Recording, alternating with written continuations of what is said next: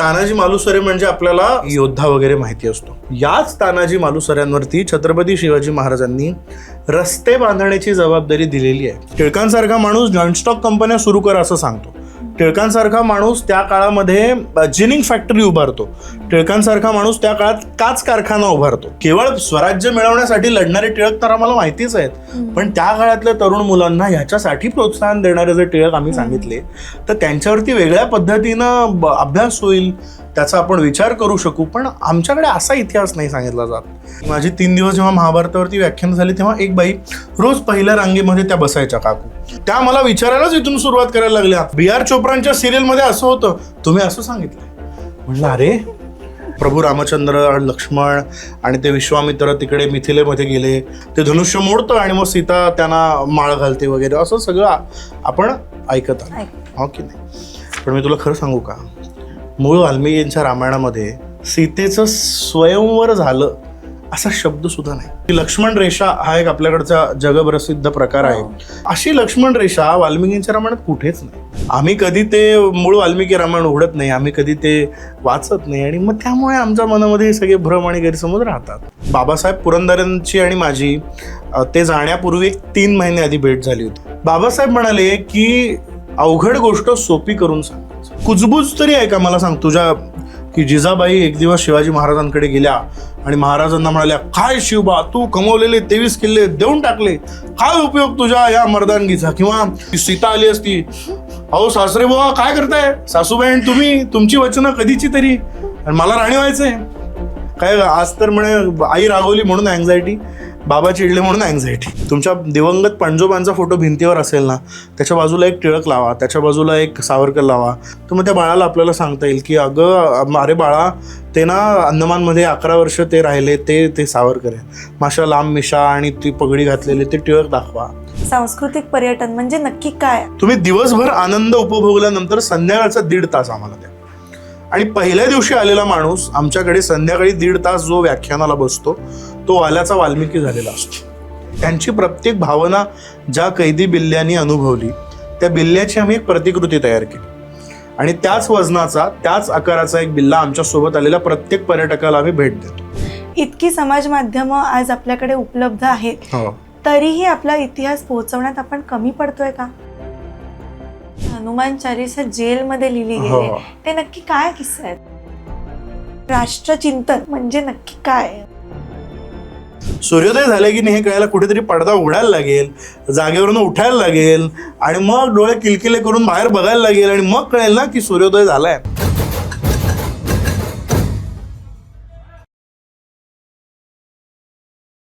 हाय, hello, नमस्कार. मी अवंती विनोद देसाई संवादच्या या आजच्या भागात तुम्हा सगळ्यांचं मनापासून स्वागत करते. आज आपल्याबरोबर आहेत पार्थ बावस्कर. इतिहासाचा सखोल अभ्यास, आपल्या भारतीय संस्कृतीची जाण आणि प्रभावी वक्तृत्व याचा सुंदर संगम म्हणजे पार्थ बावस्कर. विविध लेख, व्याख्यानं आणि सांस्कृतिक पर्यटन ह्या सगळ्यांमध्ये आपण त्यांना भेटत असतो. त्यांच्या कार्यावर प्रकाश टाकण्यासाठी आज आपण त्यांच्याशी गप्पा मारणार आहोत. नमस्कार पार्थ दादा. नमस्कार. तुझं मराठी मूड संवादमध्ये खूप खूप स्वागत आहे. नमस्कार. तर कसा आहे आज तुझा मूड? एकदम मस्त. माझा मूड खूप छान आहे, आणि मराठी मूड हे नावच मला खूप आवडलेलं आहे खरं म्हणजे.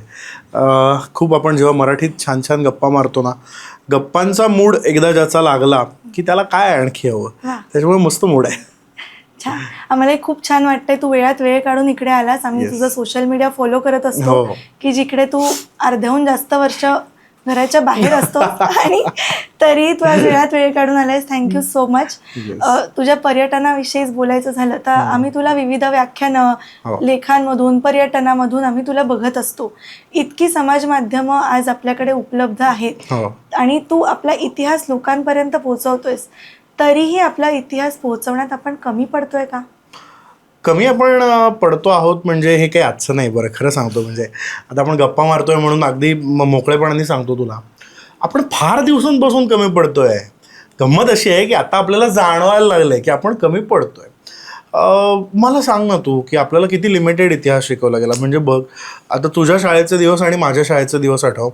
आपल्याला साधारणपणे म्हणजे इतिहास आणि भूगोल याचा जर विचार केलास तर 40 + 40 + 20 म्हणजे एक 80 मार्काचं विज्ञान असेल, 80 मार्काचं गणित असेल, तर आमच्याकडे इतिहासाला स्वतंत्र वेळ आणि भूगोलाला स्वतंत्र वेळ असं देण्याची सुद्धा पद्धत नाही आहे. दुर्दैव हे आहे की इतर देशांमध्ये असं नाही आहे. इतिहास आणि भूगोल हे 2 विषय फार महत्त्वाचे तिकडे शिकवले जातात आणि आमच्याकडे मात्र इतिहास आणि भूगोल या विषयांना असं कंबाईन केलं जातं आणि त्याच्याकडे अगदीच मी अनेकदा गमतीने म्हणतो बरं का, व्याख्यानामध्ये अनेक पालक येतात आणि म्हणतात की हो तुम्ही एवढं सगळं सांगता इतिहासाबद्दल आणि आमच्या मुलांना तर हे काहीच माहिती नाही. मग मी त्यांना गमतीनं म्हणतो की तुमच्या मुलाला तुम्ही शाळेव्यतिरिक्त ट्युशन्स लावा. आपल्याकडे किती फायदा आहे बघ ट्युशन्सचं. तर ट्युशन्स लावल्या असतील शाळेव्यतिरिक्त, मग ते म्हणतात हो ट्युशन्स लावल्या. मग म्हणतो मला जरा उत्तर द्या की विज्ञानाची ट्युशन लावली असेल, गणिताची ट्युशन लावली असेल आणि मग मराठी मूड आहे, आपण आता मराठीत छान बोलतोय भाषेबद्दल आणि आपल्या भाषेला अभिजात दर्जा आहे, कधी कोणी मराठीचा क्लास लावलाय का? आपण काय आहे ना, आपण मराठीला गृहीत धरलंय. तसंच आपण आपल्या लोकांना जसं गृहीत धरतो तसं आपण आपला इतिहास आणि आपला भूगोलानं फार गृहीत धरलाय. त्यामुळं तो तितक्या प्रभावीपणे आपल्याला कळलेला नाही. आपण मराठीचे क्लास कधी लावले नाही, कधी ट्युशन्स लावल्या नाही. तसे इतिहास भूगोलाचे क्लास येथे घेतले जातील अशी पार्टी मला वाटतं पुण्यात सुद्धा दिसली नसेल म्हणजे. त्यामुळे मग ते 40 आणि 40 आणि मग 20 मार्क जो नागरिक शास्त्राचा विषय आहे, जी आपली सगळ्यांकडनं अपेक्षा असते की 18 वर्षाचा मूल झाल्यानंतर त्याला ते काहीतरी मतदानाचा अधिकार मिळतो आणि मग आपण एकदम अपेक्षा करायला लागतो की हा अगदी सर्व गुण संपन्न वगैरे व्हावा. पण अरे ते 1ली ते 10वी त्या लेकराला फक्त तुम्ही 20 मार्काचं शिकवलेलं आहे. बरं ते 40 80 मार्क इतिहास भूगोल शिकल्यानंतर ते मूल का विचार त्या नागरिक शास्त्राच्या वाट्याला जाईल आणि आम्ही त्या मुलाकडनं अपेक्षा करायची की परिपूर्ण नागरिक व्हावं. तर हे सगळं ना असं इंटर रिलेटेड आहे. माझं म्हणणं हे आहे की आपण फार गंभीरपणे याचा कधी विचार केला नाही, आपल्या शिक्षण पद्धतीने याचा कधी विचार केला नाही आणि मग त्यामुळे आज समाज माध्यमांवरनं आमच्यासारख्यांना हे जे मांडावं लागतं आणि पुन्हा फार सोपं करून मांडावं लागतं, जे सगळ्यात अवघड आहे. हो खरंय. समाज माध्यमांबद्दलच आपण बोलतोय तर तुझ्यासारखेच अनेक लोक अनेक गोष्टी मांडत असतात. आपण विविध चित्रपट बघत असतो तर त्यातनं काही खऱ्या बरोबर खोट्याही गोष्टी आपल्याला दिसतात. तर तो एक समाज मार्फत ज्या काही चुकीच्या गोष्टी पोहोचतायत तर त्याबद्दल तुला काय वाटतं? चित्रपट मला खूप असं वाटतं ना की हल्ली आपल्याकडे हा एक फार ट्रेंड आहे, म्हणजे चित्रपट किंवा मालिका ही जी माध्यमं आहेत आपल्याकडची, ह्या माध्यमांनाच आपण इतिहास समजायला लागलेलो आहोत. म्हणजे मी जेव्हा महाभारतावरती आता म्हणजे माझ्यासोबत घडलेला किस्सा तुला सांगतो. मी आता महाभारतावरती 3 दिवस व्याख्यानं दिली आणि माझी 3 दिवस जेव्हा महाभारतावरती व्याख्यानं झाली तेव्हा एक बाई रोज पहिल्या रांगेमध्ये त्या बसायच्या, काकू, आणि पहिल्या रांगेमध्ये बसायच्या आणि अशी वही वगैरे समोर आणि ती वही सोबत घेऊन नोंद वही आणि टिपणं काढायच्या आणि पहिल्या दिवशी आल्या, मला छान भेटून गेल्या आणि म्हणाल्या मी शेवटच्या दिवशी तुम्हाला माझे सगळे प्रश्न विचारणार आहे बरं का. आणि त्या रोज थोडे आपण प्रश्नोत्तर घेतो. मी म्हटलं की आपण शेवटच्या दिवशी काय ज्या शंका असतील, प्रश्न असतील त्या घेऊया. आणि त्यांनी जे प्रश्न काढले तुला सांगतो मी, 3ऱ्या दिवशी त्या मला विचारायलाच इथून सुरुवात करायला लागल्या. म्हणाले की B.R. चोप्रांच्या सिरियलमध्ये असं होतं, तुम्ही असं सांगितलंय. म्हटलं अरे ते आत्ता काहीतरी मला वाटतं स्टारच्या कुठल्या तरी वाहिनीवरती महाभारत येऊन गेलं ना, अहो त्यांनी असं दाखवलंय आणि तुम्ही असं सांगता. त्यांनी सत्यवती कशी दाखवली, त्यांनी देवव्रत कसा दाखवला आणि तुम्ही बघा काय दाखवताय, असं मला ती म्हणायला लागली. आणि मी चकित झालो ग, आपण कशाला काय समजायला लागलेलो आहोत. म्हणजे ज्या व्यासांनी आपल्याकडे व्यासोच्छिष्टम जगत सर्वम असं म्हटलंय की जे जे जगात घडतं ते सगळं आपल्या महाभारतामध्ये आहे आणि त्याचं आपण एका सिरियलवरनं वगैरे जर त्याच्यावरती विश्वास ठेवायला लागलो तर कसं होईल. अशी पद्धत नव्हती आपल्याकडे. मी अतिशय अभिमानानं हे सांगतो की हे जे शेफ मंडळी आहेत ना सगळी, म्हणजे आपण जर आपल्या ग्रंथांचा अभ्यास करायला लागलो तर आपल्याला ह्याची जाणीव होईल. शेफला आपल्याकडे बल्लवाचार्य असं म्हणतात ना की, आणि सगळीकडे जगात आज शेफ आहेत, ही शेफ मंडळी आहेत. म्हणजे पुरुष हा स्त्रीची कामं, ज्याला असं काही नसतं खरं तर, पण पुरुष हा जेवण बनवण्यामध्ये किती उत्तम होता ह्याचं उदाहरण जर तुला प्राचीन काळातलं द्यायचं असेल तर मी महाभारतातलं देईल. कारण महाभारतात भीम हा उत्तम शेफ आहे. आपल्याकडचा सगळ्यात पहिला शेफ जर कोण शोधायचा असेल, प्रोफेशनल शेफ, तर तो 5 पांडवांपैकी भीम आहे असं मी सांगतो. काय हरकत आहे आपण अशा दृष्टीने विचार. 5000 वर्षांपूर्वी आपण ती गोष्ट ऐकतो बघ, ते पांडव वनवासामध्ये होते आणि मग बाहेर तो राक्षस होता आणि त्याला एक माणूस पाठवायला लागायचा. ही गोष्ट आपण लहानपणी ऐकलेली आहे सगळ्यांनी. मग त्याच्यासाठी भोजन घेऊन जाणार कोण होता? भीम होता आणि भीम हा उत्तम पद्धतीनं जेवण बनवू शकायचा, किती लोकांचं जेवण बनवू शकायचा, काय करायचं याचे उल्लेख आमच्या महाभारतात आहेत.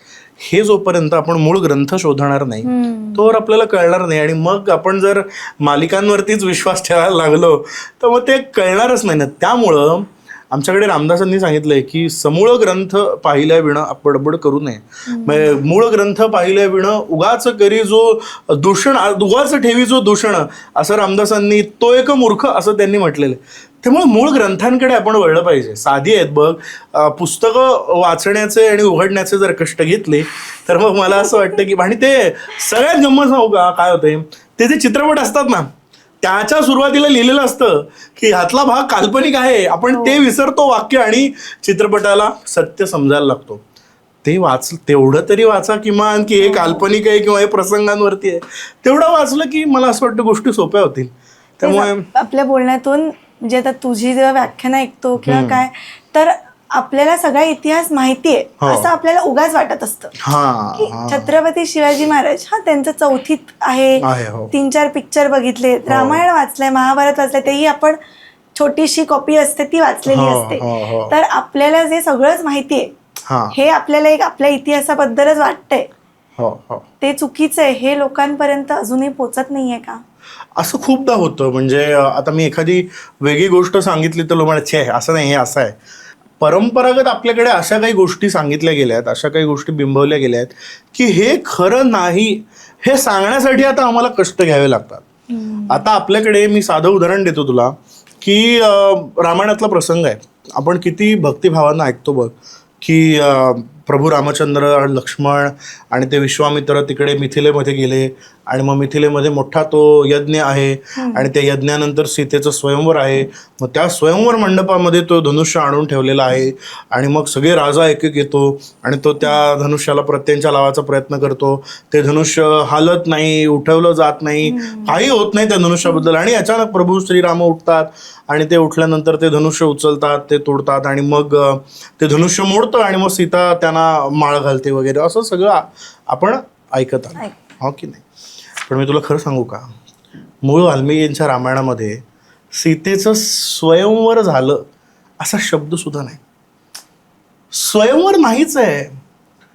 आपली आत्ता हल्लीच्या पद्धतीने लग्न कशी होतात तशा पद्धतीनं राम आणि सीता यांचं लग्न झालेलं आहे. त्याची बोलाचाली कशी झाली, कोण आलं, मग काय अटी ठेवल्या गेल्या आणि मग कोण कोणाबद्दल काय बोललं, रामाच्या किती पिढ्यांचे उल्लेख आपण सांगतो ना. जेव्हा बोलाचाली होते आपल्याकडे तेव्हा आपण आमच्या कुळाबद्दल सांगतो, आपल्याकडे पूर्वी पद्धत होती ती. तर रघुवंशाचा इतिहास सांगितला गेला आणि सीतेच्या वंशाचा, म्हणजे सीतेचे जे पूर्वज आहेत सगळे, जनकाचे पूर्वज, त्यांचा इतिहास सांगितला गेला. आणि त्यानंतर राम आणि सीता यांचं शास्त्रोक्त पद्धतीनं लग्न झालेलं आहे. आता जी मंडळी आमच्यासोबत अयोध्या किंवा या सगळ्या यात्रांना येतात त्यांना हे सांगणं आमचं काम आहे असं मला वाटतं. कारण मग तर तुम्ही अशा गोष्टी जर खऱ्या सांगितल्या नाहीत तर मग या वर्षानुवर्ष अशाच पास ऑन होत राहतील आणि खऱ्या पुढच्या पिढीला ते कळणार कधी. जसं की वाल्मिकी रामायणामध्ये आता आपण सगळेजण म्हणतो की लक्ष्मण रेषा हा एक आपल्याकडचा जगप्रसिद्ध प्रकार आहे की जी आपल्या इतकी नसानसात भिनलेली आहे, तुला सांगतो की ती अगदी आपल्या किचनवरती खडू मारेपर्यंत आले की ते काय मुंग्यांचे आणि झुरळांचे खडू लक्ष्मण रेषेच्या नावाने आलेत ग. अर्थात त्यांना काही फरक पडत नाही त्याचा, पण अशी लक्ष्मण रेषा वाल्मिकींच्या रामायणात कुठेच नाही. हा खरा इतिहास सांगणं मी असं म्हणतो की आपलं काम आहे, माझं काम आहे. आणि तो खरा इतिहास समजून घेण्यासाठी आपण अनेक आख्यायिका आपण ऐकतो की राम लिहिलंय आणि मग तो दगड तरंगतोय. अरे ते तर गंमत अशी आहे, मी तुला सांगू का, राम लिहिलंय आणि दगड तरंगतोय आणि असे प्रयोग पण आपल्याकडे होतात. म्हणजे आता ही जी माझ्यापेक्षा अगदी 3-4 वर्ष लहान मुलं आहेत ना, ती सगळी मुलं कधीतरी येतात आणि म्हणतात, अहो काका दादा ती राम लिहिलंय, ते तुम्ही रामायण सांगितलं आणि ते गोष्ट सांगितली नाही ती खारुताईची आणि ते दगड पाण्यावरती तरंगला वगैरे. म्हणलं अरे राजा असं नाही लिहिलंय काही. पण त्याची दुसरी बाजू आपण समजून घेतली पाहिजे की 5000 वर्षांपूर्वीच्या एका पुस्तकामध्ये यंत्र हा शब्द आहे. 7000 वर्ष मी तर म्हणेन, रामायण त्यापेक्षा जुनं. यंत्र हा शब्द आहे की रामाच्या सेनेमध्ये नळ नावाचा एक स्थापत्य विशारद आहे, ज्याला आपण इंजिनियर म्हणूया. हा स्थापत्य विशारद त्याचे जे कामगार आहेत त्यांना एकत्र बोलवतो आणि काय करतो, त्यांना एकत्र बोलवल्यानंतर तो तिथल्या त्या सगळ्या अवतीभोवतीच्या परिसरामधल्या जी काय झाडं आहेत, वेली आहेत, वनस्पती आहेत, अशांचे अवशेष आणतो आणि ते आणल्यानंतर सेतू बंधनाचं शास्त्रोक्त काम करतो, ज्याला आमच्याकडे वाल्मिकींनी पर्वताश्र समुत्पाट्य आणि यंत्रही परिवहंतीच असं म्हटलंय. यंत्र हा शब्द 7,000 वर्षांपूर्वीच्या एका भारतीय पुस्तकात आहे. हे जर आम्ही आमच्या तरुण पिढीला सांगू शकलो तर मग का त्यांचा ह्यावरती त्यांना हे खोटं आहे असं वाटण्याची शंकाच येणार नाही. गंमत अशी आहे की आम्ही खरं उघडून बघत नाही. आम्ही कधी ते मूळ वाल्मिकी रामायण उघडत नाही, आम्ही कधी ते वाचत नाही आणि मग त्यामुळे आमच्या मनामध्ये हे सगळे भ्रम आणि गैरसमज राहतात. असं आहे ते. आपल्या इतिहासात आपण अनेक त्या काळी तेव्हाच्या लेवलवरचे प्रॉब्लेम्स आपण म्हणू की जे आता आपण हा प्रॉब्लेम तो प्रॉब्लेम असं म्हणतो, त्या काळीही त्यावेळेला प्रॉब्लेम झालेत आणि ती हाताळण्याची त्यांची पद्धत आणि आपली हाताळण्याची आत्ताची पद्धत, तर आपण इतिहासाकडून काय शिकायला पाहिजे? आपण इतिहासाकडनं खूप गोष्टी शिकण्यासारख्या आहेत.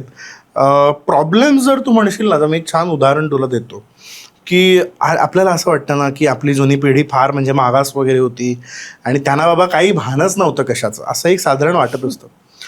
रायगडावरती जेव्हा मी माझ्यासोबत अनेक तरुणांना घेऊन जातो ना तेव्हा मी ही गोष्ट फार आवर्जून लोकांना दाखवतो. आणि ती काय आहे तर एक साधारण कल्पना कर की एखाद्या गावचा बाजार भरलेला आहे. तर एक 300 वर्षांपूर्वी 400 वर्षांपूर्वी एखाद्या गावात जर एखादा बाजार भरला असेल. आता गंमत बघ, रायगडावर जर कोणाला काही हवं असेल तर प्रत्येक वेळेस तो घोडा घेऊन खाली गडाच्या पायऱ्या उतरून जाईल का, असं होऊ शकेल का? असं नाही. तर महाराजांनी रायगड बांधताना एक कन्सेप्ट डेव्हलप केली होती, जी कन्सेप्ट आज सुद्धा म्हणजे ज्याला आपण रिलिव्हन्स म्हणतो ना, की काय आपण शिकलं पाहिजे, आपण शहरं घडवताना किंवा आपण वास्तू घडवताना काय केलं पाहिजे याचा फार अप्रतिम विचार येतो. त्यांनी एखादी बाजारपेठच घडवताना म्हणजे बघ, पूर्वी आता आपण गाडीतनं उतरू गाडी पार्क करू आणि असं सगळं करू आणि मग ज्याला गाडीत नाही उतरायचं नाही अशांसाठी आपल्याकडे वॉक इन ही एक कन्सेप्ट मला वाटतं कोणीतरी कुठल्या तरी एका ब्रँडने आणली, ड्राईव्ह थ्रू ज्याला आपण काहीतरी म्हणतो. मग असं जायचं, एका ठिकाणी पैसे भरायचे, मग पुढे जायचं, मग ती ऑर्डर घ्यायची आणि बाहेर पडायचं, गाडीच्या खाली उतरायचं नाही. ह्या कन्सेप्टचा जन्म महाराष्ट्र आहे असं मी मानेन. काय घडलंय, तू रायगडावर जाशील, रायगडावर अशी बाजारपेठ आहे मोठीच्या मोठी आणि त्या बाजारपेठेमध्ये त्या साधारण त्याचे स्टॉल होल्डर्स आहेत ना, ज्यांची तिथे दुकान आहेत, त्या दुकानांची उंची घोड्यावर एखादा माणूस बसलेला असेल, तो पुढे चालत असेल आणि तो घोड्यावरनं काय त्या काळातले चलनी नाणी असतील ती नाणी देऊ शकेल, वस्तू घेऊ शकेल अशी आहे. म्हणजे घोड्यावर बसलेला माणूस हा असा घोडा थांबवेल, तो थांबवून डाव्या बाजूला बघेल आणि डाव्या बाजूला बघितल्यानंतर तो व्यवहार पूर्ण करेल आणि त्याची वस्तू घेऊन पुन्हा जाईल पुढे, पुन्हा ती काय असेल ते घेईल. त्याला प्रत्येक वेळी घोडा बांधून ती वस्तू घेऊन त्या घोड्यावरती नेऊन करायची गरज नाही. अशी कन्सेप्ट आपल्याकडे डेव्हलप झालेली आहे. हे कोणाला माहितीच नाही. आणि मुळात मी तेच म्हणालो ना, आपण आधी काय बोललो की आपल्याला असं वाटतं की आम्ही चौथीचा पूर्वी होता, आताही नाही आहेत, आता ते पुस्तक नाही आहे आपल्याकडे, आम्ही चौथीचा शिवाजी महाराजांचा इतिहास वाचला म्हणजे आम्हाला महाराज कळले. असं नाहीये. अगं, तुला आश्चर्य वाटेल, ज्या तानाजी मालुसरेंचं नाव आपण आता कशासाठी म्हणून ओळखतो, आम्हाला ही माणसं इतकी लिमिटेड माहिती आहेत. तानाजी मालुसरे म्हणजे आपल्याला सिंहगड घेणारा एक करता पुरुष आणि योद्धा वगैरे माहिती असतो. आम्हाला हे माहिती आहे का, याच तानाजी मालुसऱ्यांवरती छत्रपती शिवाजी महाराजांनी रस्ते बांधण्याची जबाबदारी दिलेली आहे. म्हणजे तानाजी म्हणजे एका हातात ढाल, दुसऱ्या हातात तलवार घेऊन लढणारा रणमर्द आपल्याला आठवतो, पण हाच माणूस छिन्नी आणि हातोडी घेऊन कोकणातल्या गावातले रस्ते ठीक करत असेल आणि महाराजांना ते रस्ते उत्तम असावेत याची काळजी असेल, हे भान आपल्याला नाही आहे. इतिहासातनं हे शिकलं पाहिजे की एक राजा जो त्याच्या गडकिल्ल्यांची जशी देखभाल करतो तसंच त्याच्या राज्यातल्या रस्त्यांची सुद्धा निगा राखतो. आम्हाला ते भान अजूनही, मला असं वाटतं, मला सांग ना की इतके दुर्गम भागात महाराजांचे किल्ले आहेत, तिथपर्यंत जाण्यासारख्या सोयी तरी आज आम्ही स्वराज्याने आणू शकलेलो आहोत का? हे भानच नाही आहे आपल्याकडे. हे शिकणंच आमच्याकडे मला असं वाटतं म्हणजे दुर्मिळच होत चाललेलं आहे. आणि अष्टप्रधान मंडळ आपण म्हणतो की ज्याच्यामध्ये प्रत्येक अगदी ज्योतिषशास्त्रापासून ते अगदी रस्ते बांधण्यापर्यंत तू म्हणाला की तेव्हा सुद्धा या सायंटिफिक गोष्टींचा विचार व्हायचा. अर्थशास्त्र ही एक फार प्रगत गोष्ट स्वराज्यामध्ये होती, जी गोष्ट शास्त्र म्हणून विकसित झालेली होती. म्हणजे अण्णाजी दत्तोंसारखा एक माणूस महाराजांकडे होता, ज्याच्याबद्दल आज सोशल मीडियामध्ये इतक्या वाईट कमेंट्स आहेत, पण इतिहास जर वाचला तर असं कळतं की आर्थिक शिस्त स्वराज्यात एखादं राज्य हे पैशाच्या जोरावरती उभं राहतं. लक्षात घे, जोपर्यंत त्या राज्याच्या आर्थिक घड्या सक्षम असतात तोपर्यंत ते राज्य उभं राहतं. तर महाराजांपासून आपल्याकडे असा इतिहास आहे की अण्णाजी दत्तोंसारखा एक अत्यंत उत्तम अर्थ सल्लागार ज्यानं स्वराज्यात आर्थिक शिस्त आणली, हे आपल्याकडे होतं. आमच्याकडे मी तुला आश्चर्य वाटेल, लोकमान्य टिळक आम्हाला केवढे माहिती आहेत? आम्हाला लोकमान्य टिळक माहिती आहेत फक्त स्वराज्य आणि शेंगा आणि टरफलं इतकेच माहिती आहेत.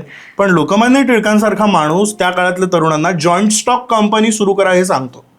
मी मध्यंतरी 1.5 वर्ष टिळकांवरती लिहित होतो आणि टिळक आणि अर्थशास्त्र, टिळक आणि शेतीशास्त्र या विषयावर मी लिहिलेलं आहे. हा इतिहास आहे ना. आज टिळक आम्हाला ऐतिहासिक पुरुष म्हणून शिकवले जातात, पण लोकमान्य टिळकांसारखा माणूस बियाणं कुठली पेरायची, टिळकांनी काय सांगितलं माहितीये, तुला म्हणजे ह्या गोष्टी मी वाचल्या तेव्हा इतका अफाट मी हे झालो. टिळकांनी असं सांगितलंय की भारत हा, म्हणजे हे सांगून आता त्यांना 100-125 वर्ष झाली, त्याहीपेक्षा जास्त झाली. टिळक म्हणाले की साखर उत्पादनात महाराष्ट्र आणि भारत हा जगाला टक्कर देऊ शकेल इतकं पोटेन्शियल आहे.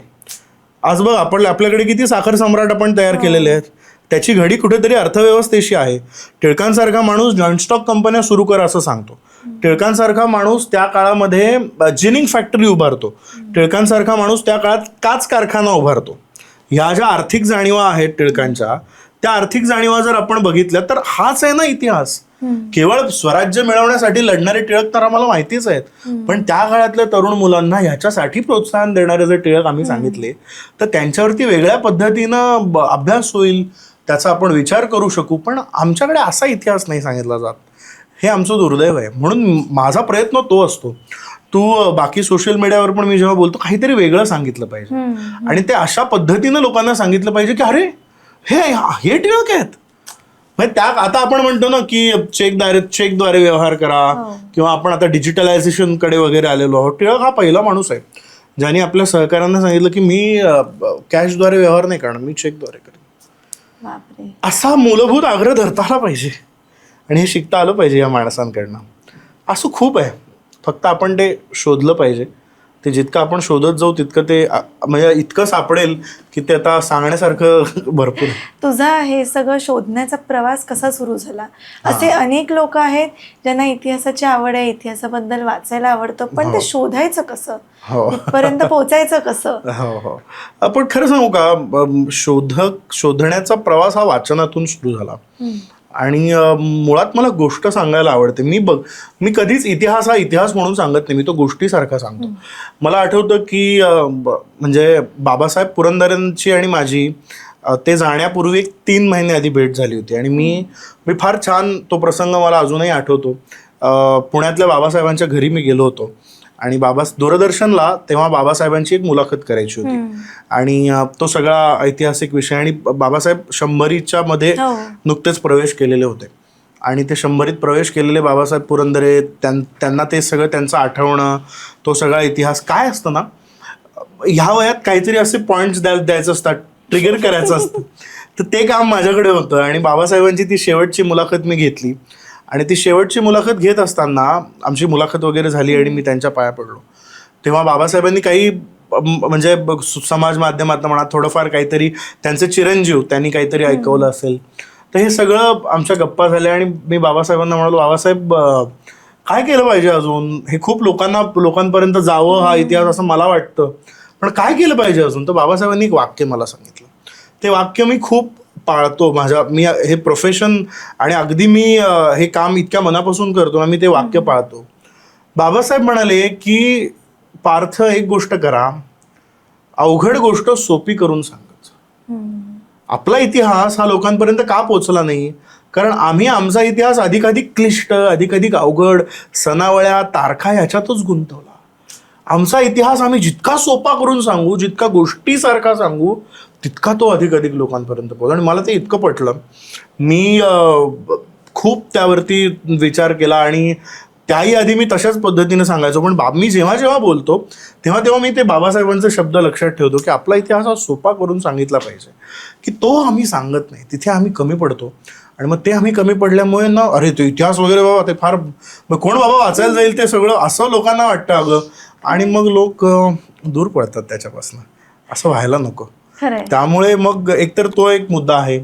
त्याच्यानंतर वाचन खूप वाढायला हवं मला असं नेहमी वाटतं.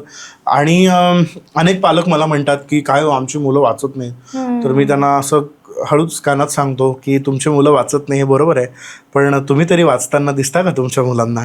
मुलं अनुकरण करत असतात आपलं. आणि आईवडील मोबाईलवर खेळत असतील तर मुलांनाही हातात मोबाईल घ्यावा असं वाटतो. आईवडील जर मोबाईल बाजूला ठेवून छान 2 कोपऱ्यांमध्ये 2 खुर्च्यांवरती गुणी बाळासारखे पुस्तक वाचत असतील तर मुलं म्हणतील की अरे आज म्हणजे चित्रच वेगळं आहे घरामध्ये, आज मोबाईलला सुट्टी आहे आणि पुस्तकं उघडलेली आहेत.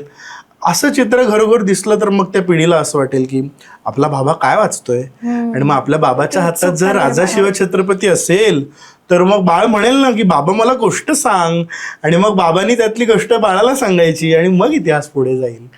बाबाच वाचायला तयार नाही, आईच वाचायला तयार नाही म्हटल्यानंतर मग बाळाला कसा इतिहास कळेल.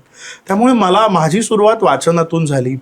आता शक्य नाही अनेकांना वाचणं, पण त्यांनी ऐकलं पाहिजे. चांगली व्याख्यानं आहेत, चांगले खरा इतिहास सांगणारी अनेक मंडळी आहेत, अशांचं ऐकलं पाहिजे. तर आपल्याकडे ना ज्ञानी माणसाला बहुश्रुत म्हटलेलं आहे. ज्याचं ऐकणं चांगलं आहे ना, तोही आपल्याकडे ज्ञानी समजला. तो तर ते कानांवरती संस्कार होणं फार मला महत्वाचं वाटतं, की जे आमच्यावरती झाले आणि हल्ली ते होत नाहीत. म्हणजे बघ ना किती साधं होतं. मग हे का घडतं, एक उदाहरण मी तुला सांगतो. मला तेव्हा माझी आई मला लहानपणी कंपल्सरी परवाचा म्हणायला संध्याकाळी घेऊन बसायची. म्हणजे अगदी भीमरूपी महारुद्रापासून सुरुवात व्हायची ते आम्ही पसायदानापर्यंत. मग त्याच्यात गणपती अथर्व शीर्ष यायचं, मग त्याच्यात रामरक्षा यायची, मग त्यात विष्णू सहस्त्रनाम यायचं, आणि मग सगळ्यात शेवटी पसायदानानी हे व्हायचं. मग त्या काळात ते विष्णू वषटकारम वगैरे काही कळायचं नाही. मग त्यात ते भीमरूपी महारुद्रा वज्र हनुमान मारुती काही कळायचं नाही. आणि जे खळांची व्यंकटी सांडो हे तर अजिबातच कळायचं नाही. मग काय बरं हे. पण आता असं जाणं, मग तेव्हा काही कळायचं नाही. 5-6 वर्षांचं 7 वर्षांचं वय होतं. आणि मग 8-1 वर्षाचं मूल झाल्यानंतर ना ते शब्द असे तोंडात बसतात बघ. ते तो राम रामेती रामेती रमे रामे मनोरम हे कळत नाही, पण हा जो ताल आहे ना शब्दांमधला, हा ताल त्या मुलाच्या मनात बसतो. आणि मग तो ताल मनात बसला आणि तो मुलगा कळता झाला, जाणता झाला की तो प्रश्न विचारायला हे काय आहे नेमकं. मग त्याला ते कळतं की वनारी अंजनी सुता रामदूता प्रभंजना आणि महाबळी प्राणदाता सकाळा उठवी वेळे काय. हा प्रश्न ज्या क्षणी मूल आईला विचारतं तो मला असं वाटतं फार महत्वाचा क्षण असतो. आणि मला ते वाटायला लागत होतं, मला कळत होतं की हे काहीतरी वेगळं आहे, हे आपल्याला कळलं पाहिजे. आता मध्यंतरी मी एक सिरीज सुरू केली होती ज्याच्यात मी या सगळ्या श्लोकांचे अर्थ सांगितले, जेच आपल्याला माहित नाही. आणि आमच्याकडे संस्कृतमध्ये हे सगळे श्लोक रचताना ज्यांनी हे श्लोक लिहिले त्यांनी असं सांगितलंय की तुम्ही निरर्थक पाठांतर करून जर ते बडबडत असाल तर त्याला काही अर्थ नाही, त्याचा अर्थ समजून घेतला पाहिजे. तर आम्ही अर्थच समजून घेत नाही. मला सांग, विष्णू सहस्त्रनाम आपण म्हणतो, पण ते कसं लिहिलं गेलं आपल्याला माहिती आहे का? आपल्याला माहिती नाही. हनुमान चालिसा कसा लिहिला गेला, तुरुंगात लिहिला गेलाय तो, आपल्याला माहिती नाही. मारुती स्तोत्र कुठे लिहिलं गेलं आपल्याला माहिती नाही. रामरक्षा कशी लिहिली गेली आपल्याला माहिती नाही. बुधकौशिक ऋषी हे आपल्याला फक्त रामरक्षेत भेटतात. कुठून आले बुधकौशिक ऋषी, कोण बुधकौशिक ऋषी हे आम्हाला काही माहिती नाही. आणि त्यांनी म्हटलेलं आहे की काय रामरक्षा मीमाम हरह, म्हणजे ती त्यांनी ऐकली कोणाकडून तरी, तर ते काय आहे त्याची गोष्ट हेच आम्हाला माहिती नाही. ह्या गोष्टी सांगणं फार महत्वाचं आहे. की कुरुक्षेत्रावरती कौरव पांडवांचं युद्ध सुरू असताना शरपंजरी पडलेल्या भीष्मांकडे श्रीकृष्ण घेऊन जातो धर्मराजाला, आणि धर्मराज 6 प्रश्न विचारतो त्या भीष्मांना, आणि त्याची जी उत्तर आहे तिथनं विष्णू सहस्त्रनामाची आमच्याकडे सुरुवात आहे. हे जर आम्ही समजून घेतलं नाही तर काय. मग आता आपला अधिक महिना संपला आणि त्याला पुरुषोत्तम मास म्हणतात. पुरुषोत्तम मास म्हणजे विष्णूचा मास. ह्या अशा लिंक्स आहेत ह्या सगळ्या. ह्या जर कळल्या तर हे सगळं सोपं आहे ना. आता ते कळतच नाही तर काय करा. आपण विविध लेख वाचतो किंवा व्हिडिओज बघतो, ह्या सगळ्यांमार्फत आपल्याला इतिहास समजतो किंवा इतिहास आपण थोडाफार समजून घ्यायचा प्रयत्न करतो. पण कुठेतरी आपण तो समजून थोडाफार इन्स्पायर होणारे वा छाने छाने करून आपापल्या मार्गाला लागतो. पण आपल्या मार्गाला लागताना त्याचं इन्स्पिरेशन कसं घ्यायचं. आपल्या मार्गाला लागताना ना मी 2 गोष्टी मी हे खूप सांगतो की हल्ली ना मी जेव्हा तरुण मुलांना, आम्ही अंदमानची एक युवा यात्रा करतो. आणि आता गेली 4 वर्ष झाली आम्ही फक्त 15 ते 35 या वयोगटातल्या तरुण मुलांना अंदमानला नेतो. 1 वर्षातनं ती यात्रा असते. आणि ही जी पिढी आहे ना, ह्या पिढीकडे जेव्हा आम्ही ही सगळी माझ्या थोडी मोठी थोडी लहान मुलं असतात आणि त्यांच्या समोरचे जे प्रश्न असतात ना, मग ते त्यांना डिप्रेशन असतं, मग त्यांना एन्झायटी असते. बघा आता मी जेन झी टर्म्स आहेत या तुला सगळ्या. कमाल वाटेल, मी सावरकर सांगता सांगता त्यांचं डिप्रेशन दूर करू शकतो. मला खात्री आहे. तुझं म्हणालीस ना इतिहास कसा आपण घ्यावा आणि कसा रुजवावा, तर मी उदाहरण देऊन त्यांना सांगत असतो नेहमी की बघा, लंडनहून सावरकर आमचे निघालेले होते आणि लंडनहून निघाल्यानंतर मार्सेलिसच्या बंदरात त्यांनी उडी मारली. आता बघ, 1 जुलैला त्यांची बोट लंडनहून निघाली आणि 1 जुलै ते 7 जुलै ह्या माणसासोबत 4 पोलीस होते ब्रिटिशांनी लावलेले. त्या 4 पोलिसांच्या गराड्यामध्ये सावरकर असताना त्या 7 दिवसात त्या 4घांपैकी एकालाही त्यांनी संशय येऊ दिला नाही की 8व्या दिवशी सकाळी मी या संडासाच्या बोळातनं उडी मारणार आहे. लक्षात येते तुझ्या? आता साधा कल्पना कर की एक माणूस एक डिप्रेशनमध्ये गेलाय, एका माणसाला एन्झायटी आली, हा माणूस हे करू शकला असता का? 7 दिवस स्वतःला पॉझिटिव्ह ठेवणं की यांच्यापासनं मी सुटून जाईल, हा एक पहिला टप्पा. दुसरा टप्पा, ज्या मार्सेलिसच्या बंदरात सावरकरांनी उडी मारली ते पोर्ट होल आहे, ब्रिटिशांनी त्याची मापं लिहिलेली आहेत. सावरकरांच्या छातीचा व्यास 32 इंचाचा आणि पोर्ट होल 12 इंचाचा आहे. आता ती ओबडधोबड फुटलेल्या काचेतनं माणूस उडी मारतो, त्याच्या अंगात काचा खिळा घुसलेल्या आहेत आणि ते घुसल्यानंतर ते मार्सेलिसच्या बंदरावरून त्यांना पकडतात पुन्हा आणि बोटीत आणतात. आता प्रवास पुन्हा मार्सेलिस ते भारत बाकी आहे ना. आता दुसऱ्या टप्प्यामध्ये ब्रिटिश लोक काय कौतुक करणार आहेत की वा तुम्ही काय छान उडी मारलीत, हो कौतुक करूया तुमचं, असं नाही आहे. बरं, त्या जखमा भरायला कुठली मलमं नाहीत, काही ते करणार नाही. त्या जखमा अधिक चिघळतील कशा याचा विचार करणार आहेत. अशा परिस्थितीत एक माणूस टिकतो. मी मुलांना हे सांगतो की गंमत बघा, आज तुम्हाला साधं खरचटलं, तुमचा ऍक्सिडेंट झाला तर 10 माणसं तुमच्या अवतीभोवती उभी राहतील. ज्या माणसाला आपण पुढचा श्वास घेणार आहोत की नाही याची शाश्वती नाही, असा माणूस काय करतो, असा माणूस ब्रिटिशांना आवाहन देतो, ब्रिटिशांना म्हणतो की अरे तुम्ही काय मला मारणार आहात. म्हणजे त्या 7 दिवसात सावरकरांना इतकी मारहाण झाली की त्या मारहाणीमुळे ते जगतील की नाही प्रश्न पडलेला होता. पण त्यांनी काय विचार केला की त्या 12 इंचाचा व्यास असलेल्या त्या पोर्टहोलमधनं मी उडी मारली तेव्हा मी मेलो नाही, ते ह्यांच्या मारहाणीनं मी काय मरणार आहे. आणि तो माणूस त्या ब्रिटिशांना त्या कैदेत असताना लिहितो की तुम्ही काय मला माराल, अनादि मी अनंत मी अवध्य मी भला, मारिल रिपू जगती असा कवण जन्मला. मला असं वाटतं सेल्फ काउन्सिलिंगचा याहून दुसरा मंत्र नाही की एक आम्हाला आमच्या अडचणींसाठी आम्हाला बोलायला. मला सांग, सावरकरांची बायको होती का ग की नाही होईल, हा अहो बरे व्हाल तुम्ही, अहो काय काळजी करू नका, मी आहे, पाणी देते, गोळ्या देते. बायको नाही, त्यांची बहीण नाही, त्यांचा भाऊ नाही, त्यांची वहिनी नाही, त्यांचे मित्र नाहीत, त्यांचे आप्तेष्ट नाहीत. अरे एक माणूस जवळचा नाही तरी हा माणूस सांगतो मी एकटा आहे ना, मी पुरेसा आहे. त्यांनी म्हटलंय लोट हिंस्त्र सिंहाच्या पंजरी मला, नम्रदास सम चाटील मम पदांगुला. काय कराल ब्रिटिशांनो, माझी स्वतःवरती इतकी प्रगाढ श्रद्धा आहे ना की तुम्ही मला सिंहाच्या पिंजऱ्यात टाकलं तर नम्रदास सम चाटील मम पदांगुला, माझ्या पायांपुढे सिंह लोळण घेईल पण मी विजयी होईल, मी हरणार नाही, मी लढणार. हे जे सेल्फ काउन्सिलिंग सावरकरांनी केलं त्या काळात, हे आम्ही समजून घेतलं पाहिजे. हे आमच्या नाही लक्षात येत. मला सांग, हे तरी 7 दिवसांचं आहे. शिवाजी महाराज औरंगजेबाच्या कैदेत 2 महिन्यांपेक्षा जास्त काळ होते की नाही आता शक्य नाही आणि आता काही होणार नाही असं म्हणून महाराजांनी जर सोडून दिला असता सगळा विषय आणि ते जर लढलेच नसते तर ते येऊ शकले असते का परत इथे. जगातलं एकमेव उदाहरण आहे की औरंगजेबाच्या कैदेत औरंगजेबाला फसवून परत येणारा माणूस आहे. हे आमच्या मातीत घडलेलं आहे. आम्ही कंप्लेंट्स करतो स्वतःबद्दल. लक्षात घे, इतिहासाकडून काय शिकायचं. आमच्या आईवडिलांनी आमच्या मनासारखं केलं नाही तर आम्ही त्यांना म्हणायला जातो की हे मी असं करीन, मी तसं करीन. उद्या तुला सकाळी राज्याभिषेक होणार आहे हे आज तुझा बाप तुला सांगतोय आणि ती आई असं सांगते की नाही आता राज्याभिषेक नाही, 14 वर्ष वनात जा. रामाने आकांड तांडव केला असं रामायणात लिहिलंय का की ओ बाबा, ती आईला दिलेली वचनं तिकडे तुम्ही बघून घ्या, मला राजा व्हायचंय, आपल्याला आपण ऐकणार नाही बाबा. आजचा जेनझी राम वडिलांना म्हणेल बाबा ते आई आणि तुम्ही तुमचं तिकडे मिटवा, मला उद्या राज्याभिषेक झाला पाहिजे. ती सीता आली असती, अहो सासरे बुवा काय करताय, सासूबाईन तुम्ही तुमची वचनं कधीची तरी, आणि मला राणी व्हायचंय. रामाने असं केलं का सांग. पित्याची आज्ञा जी आहे ती पाळणं पुत्राचं कर्तव्य आहे. ते राज्य रामाने स्व कष्टार्जित आहे का? नाही, ते वडिलांकडून येणार होतं. ते राज्य जितक्या आनंदानं स्वीकारतो राम, तितक्याच आनंदानं, तितक्याच निस्पृहपणे तो वनवासाला जातो. हे आम्ही इतिहासाकडून शिकत नाही. आम्ही फार छोट्या गोष्टींमध्ये गुंतत जातो. आम्ही हे शिकलं पाहिजे. आम्ही इतकं बॅलन्स स्वतःला करता आलं पाहिजे. ते आम्हाला जमत नाही दुर्दैवाने. आम्ही उगाच जय श्रीराम म्हणायला काय लागते का? शिवाजी महाराज की जय म्हणायला काय लागते?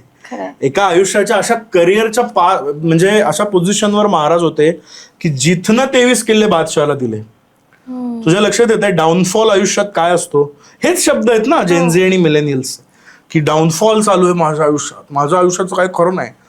एक अशा लेव्हलला महाराज होते की त्या लेव्हल नंतर 23 किल्ले बादशहाला दिले आणि ते किल्ले दिल्यानंतर पुन्हा नवी सुरुवात, पुन्हा करिअरची नवी सुरुवात, पुन्हा एक एक एक एक एक एक एक एक किल्ला आणि राज्याभिषेक. हा प्रवास जो आहे ना, हा प्रवास आम्हाला माहिती नसतो. हा स्ट्रगल कळत नाही आणि हा स्ट्रगल आहे इतिहासामध्ये. किंवा आपण म्हणू शकतो की ह्यातनं हे घ्यायचं हेच आपल्याला कळत, हेच आम्हाला माहिती नाहीये ना.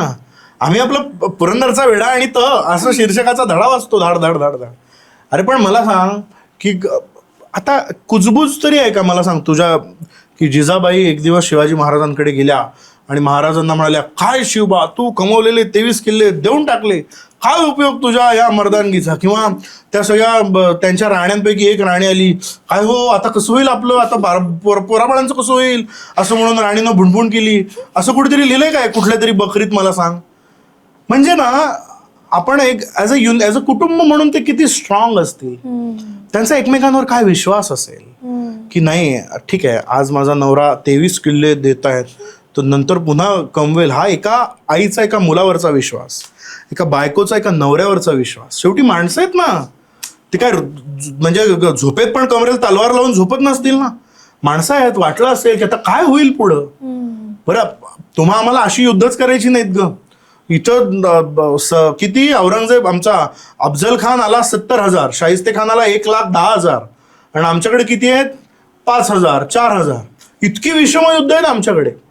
ह्याचे काय टेन्शन्स असतील बरं. आम्हाला आमच्या प्रोजेक्टचे टेन्शन येतात, आम्हाला डेडलाईनचे टेन्शन्स असतात. पण हा ही युद्धाचा तू ग्राफ बघ ना. हे जे आहे युद्ध 1,10,000 शाहिस्ते खान विरुद्ध 5,000 शिवाजी महाराज. की तो शाहिस्ते खान पुण्याला आला, त्यांनी अख्ख्या पुण्याला वेढा घातला आणि पोरीचं लग्नच काढलं पुण्यात. इतकी सगळी माणसं तो घेऊन आला होता. तर कसं लढायचं? तर नक्कीच आपल्यापेक्षा मोठ्या अडचणी घेऊन माणसं सही सलामत आयुष्य जगली आहेत. हे कळलं ना, हे इतकं जरी इतिहासातनं कळलं तरी मला असं वाटतं डिप्रेशन हा शब्द येऊ शकत नाही. अँझायटी वाटू. मला सांग अफजल खान समोर उभा आहे आणि आपण वाघनखं घेऊन गेलो, महाराजांना किती अँझायटी वाटली असेल बरं. काय कल्पना आहे का त्या अँझायटीची? मला सांगा तुम्ही. आम्ही विचारच करत नाही. ही अँझायटी आमच्या लक्षातच येत नाही. हा विचार आम्ही करत नाही. दुर्दैव आमचं हे आहे. आम्ही आम्ही वेड्यासारखं काहीतरी भलतंच डोक्यात घालतो आणि त्याला अँझायटी म्हणायला लागतो. काय आज तर म्हणे आई रागवली म्हणून अँझायटी, बाबा चिडले म्हणून अँझायटी, बस बाकी काय. असं आहे. आपल्या इतिहासात अनेक वेळा आपण राष्ट्रचिंतन हा एक मोठा शब्द ऐकतो. हो. म्हणजे नक्की काय आणि काय करावं त्यासाठी? आपल्याकडे राष्ट्रचिंतन म्हणजे ना, मी नेहमी एक गोष्ट सांगतो. आमच्या अंदमान यात्रांची सुरुवात कधी होते तर आम्ही आमच्या अंदमान यात्रांची सुरुवात जाणीवपूर्वक पितृपक्षात करतो. जो पितृपक्ष आमच्याकडे वर्ज मानलेला आहे. आमच्या सगळे नवीन काम आहे नको हं पितृपक्षात कशाला वगैरे असं आमच्याकडे मानलं जातं ना. आम्ही उलटं करतो. आम्ही काय संकल्पना, हे जे राष्ट्रचिंतन तू म्हणतेस ना, आमची संस्कृती इतकी सुंदर आहे आणि इतकी कृतज्ञ आहे. कृतज्ञ हा शब्द मी म्हणेन की आज माझं अस्तित्व हे माझ्या वडिलांमुळे, माझ्या वडिलांचं अस्तित्व हे त्यांच्या वडिलांमुळे आणि त्यांचं अस्तित्व हे त्यांच्या वडिलांमुळे. बरोबर. ही जी आमची परंपरा आहे, आज आम्ही जे जगतो आहोत इथे, आज आम्ही हे इतकं सुंदर जग बघतो आहोत, ते आपल्या पूर्वजांमुळे आहे.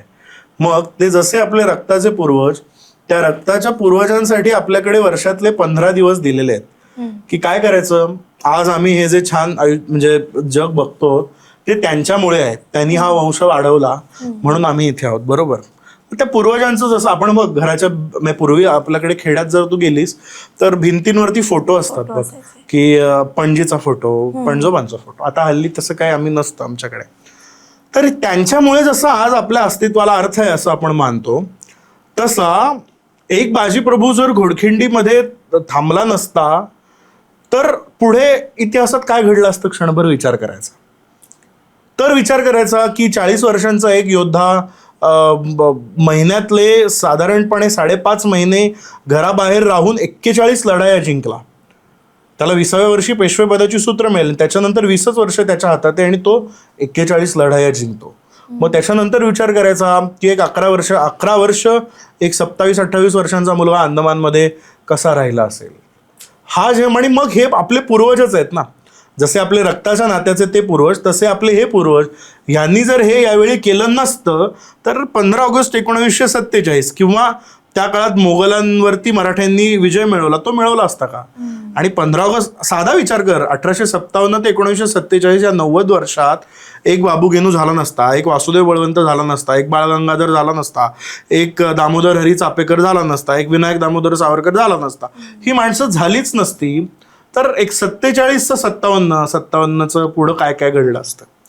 आपल्या आजच्या अस्तित्वाला त्यांचं कुठेतरी त्यांच्यामुळं आपण आहोत ही भावना मनात रुजावी म्हणून तो पितृपक्ष. मी नेहमी सांगतो की आपण जो दिवाळीला आज जो दिवा लावतो, छान नटून थटून सगळीकडे जातो ना, त्या स्वातंत्र्याला त्या कितीतरी अशा महिला आहेत की ज्यांना आपलं सौभाग्य गमवावं लागलंय. राष्ट्रचिंतन म्हणजे काय, तर ते त्यांच्यामुळं आज आपण इथे छान जगतो आहोत, आरामात राहतो, त्याची जाणीव. आपल्याला काही बॅनर घेऊन त्यांचा कौतुकाचा सत्कार नाही करायचा, पण किमान माझ्या पुढच्या पिढीला हे सांगणं माझं कर्तव्य आहे की तू इथे सुंदर पद्धतीने आज सीमेवरती जाऊ शकतोस, आज देशभर तू कुठेही फिरू शकतोस. ह्याचं कारण ही माणसं आहेत. ह्या माणसांनी घरदार सोडलं त्यांच्या ऐन तरुण वयात. सावरकरांनी वयाच्या 27व्या वर्षी मृत्यूपत्र लिहिलं होतं. 27 मृत्यूपत्र लिहिण्याचं वय आहे का सांग? आयुष्याकडनं हो काय मेलो तर सांगता येत नाही ना पुढचा क्षण, घडणार काय आयुष्यात. ह्या माणसांनी त्या वयात ते केलं म्हणून आज आपण हे जगू शकतो. म्हणून पितृपक्ष ही संकल्पना आम्ही अशी रुजवतो की ते राष्ट्रभक्तीबद्दलचे विचार आमच्या मनात रुजले पाहिजे, त्या पूर्वजांचं स्मरण आम्ही केलं पाहिजे. हे राष्ट्रचिंतन आहे. साधा मी सांगू का तुला, त्याच्यासाठी काही वेगळं करावं लागत नाही. मी अनेकदा सांगतो की काय तुम्हाला राष्ट्रभक्त व्हायचं, तुम्ही काय करा, तुमच्या दिवंगत पणजोबांचा फोटो भिंतीवर असेल ना, त्याच्या बाजूला एक टिळक लावा, त्याच्या बाजूला एक सावरकर लावा. काय 500-600 रुपयाचा बर्गर असतो ग, काय पिझ्झा असतो, तर 500-600 रुपयात छोटी फ्रेम येते A4 साईजची. तर कधीतरी ते लहान बाळ विचारतात ना की हे काय आहे नेमकं घरात. मग ते भिंतीवर जर एक तुम्हाला सावरकर दिसले तर ते बाळ विचारेल की अगं आई हे कोण आहेत, अशी काळी टोपी घातली आहे आणि चष्मा घातलाय गोल. तर मग त्या बाळाला आपल्याला सांगता येईल की अगं अरे बाळा, ते ना अंदमानमध्ये 11 वर्ष ते राहिले, ते सावरकर आहेत. माशा लांब मिशा आणि ती पगडी घातलेली ते टिळक दाखवा. हे राष्ट्रचिंतन आहे. एक शिवाजी महाराज दाखवा, एक बाजीराव दाखवा. हे पिढीपर्यंत आणणं हे राष्ट्रचिंतन आहे, जे आणणं आम्ही विसरलेलो आहोत. आम्ही त्या काचेच्या घरामध्ये इतके सुखी आहोत आज की आम्हाला भिंतींवरती फक्त निसर्गाची चित्र लावायची आहेत, आम्हाला आमचेच फोटो लावायचे आहेत. ते लावूया.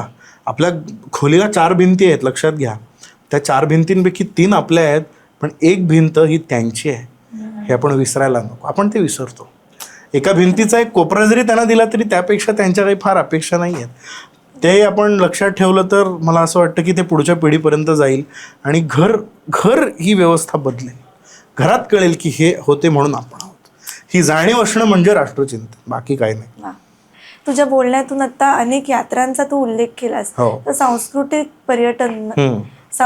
पर्यटन म्हणजे नक्की काय आणि ह्याचा तू विचार कधी केलास? हो, गंमत अशी झाली की अंदमानला आम्ही बऱ्याचदा जायचो. म्हणजे लॉकडाऊनच्या आधी अंदमानला मी एक 10-12 वेळा गेलेलो होतो आणि आम्ही सगळीच जी सावरकरांवरती बोलणारी माणसं आहोत असे अनेकदा जायचो.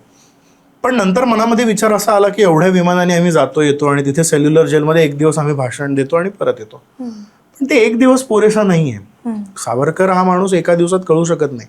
आता मी अयोध्येला आम्ही 6 दिवस वाल्मिकी रामायण सांगतो, मी आणि मुग्धा. मग मी वाल्मिकी रामायण सांगतो, मुग्धा गीत रामायण गाते.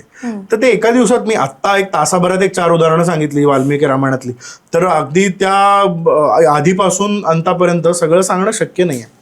मग मनामध्ये असा विचार आला की मोठ्या संख्येनं लोक ह्या स्थळांना भेटी द्यायला जातात आणि इतका वाह्यातपणा तिथे सुरू असतो सगळा की त्या गजानाआड असे उभे असतात, असे मिठ्या मारतात एकमेकांना आणि तिथे फोटो काढतात. 11 वर्ष एक क्रांतिकारक तिथे राहिला. नानी गोपाल सारखा क्रांतिकारक तिथे होता ज्याच्यावरती अतोनात अत्याचार झाले. सावरकरांची कोठडी आहे आणि त्या कोठडीच्या खाली फाशीघर आहे. मला सांग की आणि त्या फाशीघरात आठवड्यातनं 2 वेळा 3 क्रांतिकारकांना फाशी दिली जायची. मी नेहमी सांगतो की आपल्या बाल्कनीचं दार उघडा आणि आपल्या दारासमोर रोज 3 प्रेतं पडलेली आहेत, काय वाटेल आपल्याला? तर ही भावना ना अशी लोकांनी अगदी वाया घातलेली आहे, त्यांना काही वाटत नाही. तर मग तिथे लोक दिवसभर आमच्यासोबत उत्तम पर्यटन करतात. म्हणजे जे इतर प्रोफेशनल टूर कंपनीज तुम्हाला देतात तेच आम्ही सगळं देतो. आम्ही आमची एक पर्यटन संस्था सुरू केली त्यानंतर की हे सगळं उत्तम दर्जाचं तुम्हाला मिळेल. तुम्हाला हवं आहे ना, तुम्हाला छान हॉटेल हवं आहे, तुम्हाला छान जेवण हवं आहे, सगळं हवं आहे आणि तुम्ही ते नका सॅक्रिफाईस करू. तुमची पेईंग कॅपॅसिटी आहे, सगळं उत्तम आहे, चला ठीक आहे. पण हे सगळं करता करता तुम्ही काय करा, तुम्ही दिवसभर आनंद उपभोगल्यानंतर संध्याकाळचा 1.5 तास आम्हाला द्या. आणि पहिल्या दिवशी आलेला माणूस आमच्याकडे संध्याकाळी 1.5 तास जो व्याख्यानाला बसतो तो 7 दिवस संपूर्ण सावरकर ऐकतो अंदमानात. आणि मग तो जाताना आणि तो म्हणजे येताना आलेला आणि जाताना तो आल्याचा वाल्मिकी झालेला असतो. हे आम्ही अनुभवलेलं आहे. मी तुला सांगतो की माझ्या सोशल मीडियावर पण तू बघू शकते, सेल्युलर जेलमध्ये आम्ही सावरकरांना माल्यार्पण करायला जातो तेव्हा लोक खळगळा रडत असतात. म्हणजे आमच्यासोबत आलेली 100 माणसं आणि इतर आलेली तिथली 1000 माणसं, त्या माणसांना जाणवतं की ही काहीतरी वेगळी माणसं आहेत. यांनी 6 दिवस काहीतरी ऐकलेलं. एक असा माणूस नाही आतापर्यंत की ज्याला अश्रू अनावर झाले नाहीत तिथे जाऊन. मग आम्ही एक संकल्पना राबवली की 11 वर्ष सावरकर तिथे होते, त्यांच्या गळ्यात एक कैदी बिल्ला होता. त्यांना वाटलं असेल ना की आता सोडून द्यावं आयुष्य, आता नको जगायला. ते कधीतरी रडले असतील, त्यांनी ती कविता लिहिली असेल. त्यांची प्रत्येक भावना ज्या कैदी बिल्ल्यानी अनुभवली त्या बिल्ल्याची आम्ही एक प्रतिकृती तयार केली आणि त्याच वजनाचा त्याच आकाराचा एक बिल्ला आमच्यासोबत आलेल्या प्रत्येक पर्यटकाला आम्ही भेट देतो. आणि आम्ही त्याला असं सांगतो की हा अनुभव तुम्ही घ्या. तिथे आता 700 कोठड्या होत्या, आता ते राष्ट्रीय स्मारक आहे. 300 कोठड्या आत्ता सध्या तिथे आहेत. आमच्यासोबत 100 माणसं असतात. आम्ही एक 10 मिनिटं प्रत्येकाला त्या कोठडीत बसवतो. बाहेरनं कुलूप नाही लावत. 11 वर्ष एका माणसाच्या जेलला कुलूप लावलेली होती. आम्ही शेवटच्या दिवशी मुद्दाम तिथे नेतो जेलमध्ये, कारण आधी 5 दिवस सावरकर ऐकलेले असतात. त्यांना सांगतो की उद्या तुमचं तिकीट बुक आहे, तुम्हाला घरी जायचं आहे, उद्या संध्याकाळी डाळ भात पिठलं खायला तुम्ही छान घरी असणार आहात, तरी 10 मिनिटं बसू शकता का? लोक घळघळा रडत रडत बाहेर येतात. कारण ना त्या पारतंत्र्याची कल्पनाच आम्ही केलेली नाही कधी. आम्हाला माहितीच नाही की आमच्या समोर रोज 3 जणांना फासावरती लटकवलं जाते आणि अशी पडलेली प्रेतं आम्हाला बघायला लागतं. आणि ती प्रेतं बघून पण एक माणूस तुरुंगात कविता लिहितो, 5000 ओळींच्या कविता लिहितो. ते कसं सुचतं? हा अनुभव द्यावा म्हणून ह्या यात्रा आहेत. मी तुला म्हणालो की रामायणाबद्दल आमच्याकडे अनेक गैरसमज आहे. आकाशाशी जडले नाते धरणी मातेचे आणि स्वयंवर झाले सीतेचे. आम्ही राम सीतेला स्वयंवरातच अडकावून टाकलाय. सीतेला कसं वनामध्ये पाठवलं आणि पुन्हा सीतेचा त्याग वगैरे कसा केला ह्यातच आम्ही राम संपवून टाकलेला आहे. पण वाल्मिकी रामायण हे किती ऑथेंटिक आहे. वाल्मिकी रामायण हे पहिलं आर्ष महाकाव्य आहे. वाल्मिकी रामायणामध्ये तुला आश्चर्य वाटेल, मी एक प्रसंग सांगतो. तिथे मी अयोध्येत हे जेव्हा सांगतो तेव्हा लोकांना आश्चर्य वाटतं की लक्ष्मण हा आपल्याला माहितीच नाही ना. लक्ष्मणानं त्याच्या आयुष्यात 2 पर्णकुट्या बांधलेल्या आहेत. लक्ष्मण हा उत्तम बांधकाम करणार आहे. त्यांनी एकदा चित्रकूटावर पर्णकुटी बांधली. आपण गीत रामायणात ऐकलं बघ की या इथे लक्ष्मणा बांधकुटी, या मंद अकिनीच्या तटी निकटी, या इथे लक्ष्मणा बांधकुटी. ती एक पर्णकुटी. आणि दुसरी पर्णकुटी त्यानं बांधली पंचवटीत आपल्या इथे, म्हणजे एक तिकडे मध्य प्रदेशात आणि एक महाराष्ट्रामध्ये. आणि ती पंचवटी बांधल्यानंतर महाराष्ट्रात 7000 वर्षांपूर्वी रामानं वास्तुशांत केली. आता वास्तुशांत ही तुझ्या माझ्या घराची कधीतरी होते. हा संस्कार आजही आपल्या धर्मात आहे. 7000 वर्ष आमच्या संस्कृतीतला हा संस्कार जुना आहे. ही गोष्ट आम्हाला रामायण सांगतो. हे ऐकून जर माणसं रामाच्या दर्शनाला गेली ना तर तो राम जास्त आपला असा वाटतो. म्हणून माझं म्हणणं आहे की हा प्रयोग आहे आमचा. आणि हा प्रयोग अशाच पद्धतीने आम्ही करतो की दर्शन आपण एरवी सगळंच घेतो ग, पण या माध्यमातून असं वेगळं ते काही वेळा ना की आपल्या दृष्टीच्या पलीकडं काहीतरी आपण मनामध्ये घेऊन जातो. माझी भूमिका ती आहे, आमची भूमिका ती आहे की ते घेऊन जाणं फार महत्त्वाचं. लोकांनी ते अनुभवणं फार महत्त्वाचं. आणि त्या अशा जागांना तरी जाताना किमान हा विचार करावा. म्हणून बाकी सोयी त्याच आहे, छान हॉटेल असतं, जेवण छान आहे सगळं, पण ते करताना संध्याकाळचा 1-1.5 तास द्यावा, ती भावना मनात रुजवावी. म्हणून हे वेगळं पर्यटन आहे. आणि सुदैवाने खूप छान प्रतिसाद आहे, लोकांना ते आवडतंय, लोक गैरवत आहेत, लोक छान शुभेच्छा देत आहेत. तू अनेक यात्रा घेऊन गेलायस, तर आजपर्यंत तुझ्या सगळ्यात जास्त लक्षात राहिलेला किस्सा कुठचा? असे असे खूप आहे. खरं सांगायचं तर असा एक किस्सा मला सांगता येणार नाही, पण मी तुला एक प्रसंग सांगतो की अंदमानमध्ये म्हणजे आमच्या युवा यात्रेतला हा प्रसंग आहे. मुलं किती कनेक्ट, आत्ताच एक ताजा प्रसंग आहे काल परवाचा, की एक मुलगी आमच्या युवा यात्रेमध्ये आली होती आणि तू जे म्हणालीस ना की ते अंगीकारण, म्हणजे तुझ्या या 2-3 प्रश्नांचं उत्तर एकाच उदाहरणामध्ये येऊन जाईल, आधीच्या पण सगळ्या, की आम्ही तिथे गेलो आणि मी ते सगळं समजावून सांगितलं आणि आम्ही वरती कोठडीत गेलो आणि जाऊन बसलो तिथे. आणि तिथे गेल्यानंतर मुलं एक एक करून रांगेनं दर्शन घ्यायला लागली आणि जेव्हा दर्शन घ्यायला लागली तेव्हा एक मुलगी तिथे आली आणि ती अक्षरशः सुरुवातीपासून शेवटपर्यंत रडत होती. आमचे शिलेदार तिथे गेले, तिला समजवायचा प्रयत्न करायला लागले, ती काही केल्या थांबे ना, तिचं रडूच ओसर आहे ना. मग मी तिथे गेलो आणि तिला म्हणालो, तू तुझ्या भावना काय हव्या तशा मोकळ्या कर म्हटलं, कोणी आम्ही इथे नाही आहोत, तुला जे वाटतंय ते तू व्यक्त हो म्हटलं. आणि तुला मी सांगतो 2-2.5 तास ती मुलगी तिथे फक्त गळगळा रडत होती. मी हे माझ्या डोळ्यांनी अनुभवलं. ती खाली आली आणि खाली आल्यानंतर ती माझ्याकडे आली आणि ती मला असं म्हणाली की दादा, मी 2-2.5 तास या वास्तूमध्ये आहे, असा अनुभव मी आयुष्यात या आधी कधी घेतला नाही. आज मी इथे आल्यानंतर मनोमन एक गोष्ट ठरवली की माझ्यातल्या ज्या वाईट सवयी आहेत, मला ज्या ज्या गोष्टी, जे जे माझ्यातले दुर्गुण आहेत, ते सगळे मी आतापासून सोडून टाकण्याचा एक निश्चय केलेला आहे. मी स्वतःला, माझं मी तेच म्हणालो, आतून बदलणं, बाहेरून आपण काय छानछोक कसंही राहू ग, पण एका 26 वर्षाच्या मुलीला तिथे जाऊन असं वाटणं, जी 7 दिवस छान सगळीकडे फिरली आहे, तिने पण सावरकर ऐकलेत आणि तिच्यातले दुर्गुण काढून टाकावेसे वाटणं, मला असं वाटतं ना की आपण समाजाला बदलायला जातो, आपण स्वतःपासून सुरुवात करत नाही. हा असं करत नाही, ती असं करत नाही, तो असं करत नाही, आपण तक्रार करतो, मी असं का करत नाही असं आपण स्वतःला विचारतो का? ते तिला वाटलं आणि ती म्हणायला लागली की मी बदलणार आहे, मी बदलणार आहे. मला असं वाटतं की हे प्रत्येकाने मी बदलणार आहे हे ठरवलं ना तर आपला देश चटकन बदलेल. मी बदललो की कोणाला मी बदलायची गरजच नसते, इतर कोणाला आपण बदलायला जायची गरजच नसते. हा मी प्रत्येकाने एकदा बदलायला सुरुवात केली की बदल घडतील.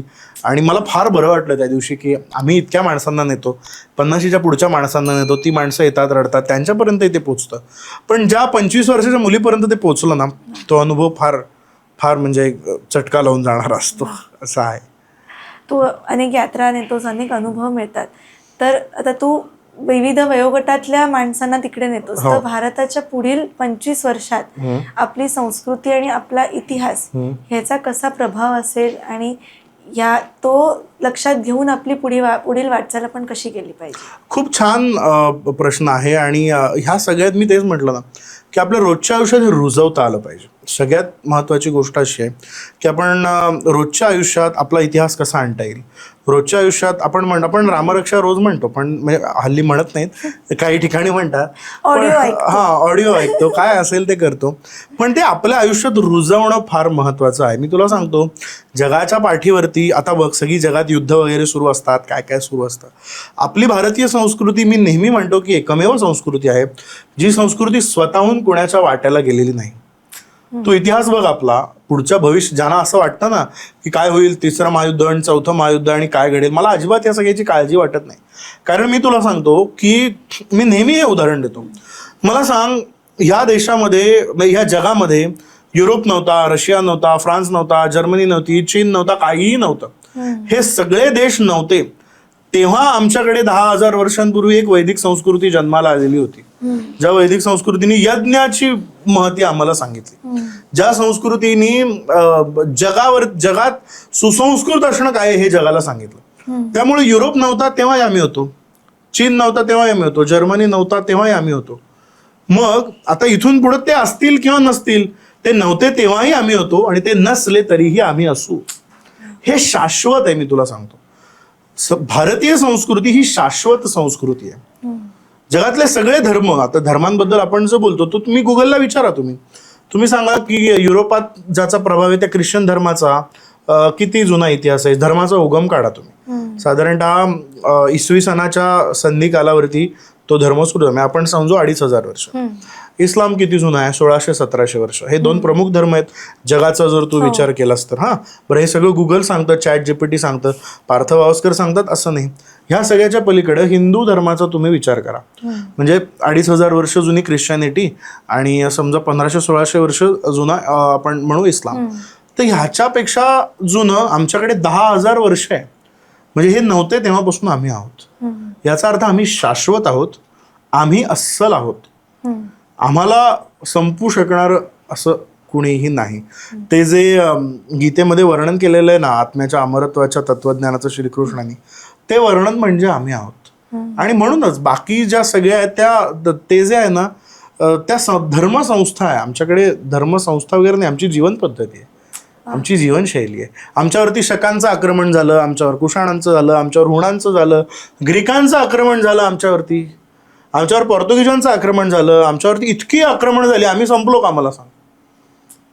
आम्ही नाही संपलो, अनेकांनी संपवायचा प्रयत्न. त्यामुळे आम्ही नाहीच संपू शकत, कारण आम्ही शाश्वत आहोत. त्याच्यामुळे पुढच्या 20-25 वर्षांची काळजी करण्याची हेच नाही, फक्त आम्ही आमच्या मुळांना घट्ट धरून राहिलं पाहिजे. आम्ही आमचा इतिहास असा सशक्तपणे समजून घेतला पाहिजे, आम्ही शिकलो पाहिजे त्यातनं. अगं मला सांग, तुम्हाला कोपर्निकस आणि गॅलिलिओ कधी शिकवले का? कोपर्निकस आणि गॅलिलिओ हे 15व्या शतकात वगैरे शिकवले गेले, ज्यांनी काय सांगितलं की पृथ्वी स्वतःभोवती आणि सूर्याभोवती दोन्ही भोवती फिरते. बरोबर. कोपर्निकस आणि गॅलिलिओ हे आत्ताच आहेत, ते 400-500 वर्ष जुने. आमच्या वैदिक वाङ्मयाने सूर्य कालगणना आणि चंद्र कालगणना आणली 8,000 वर्ष जुनी.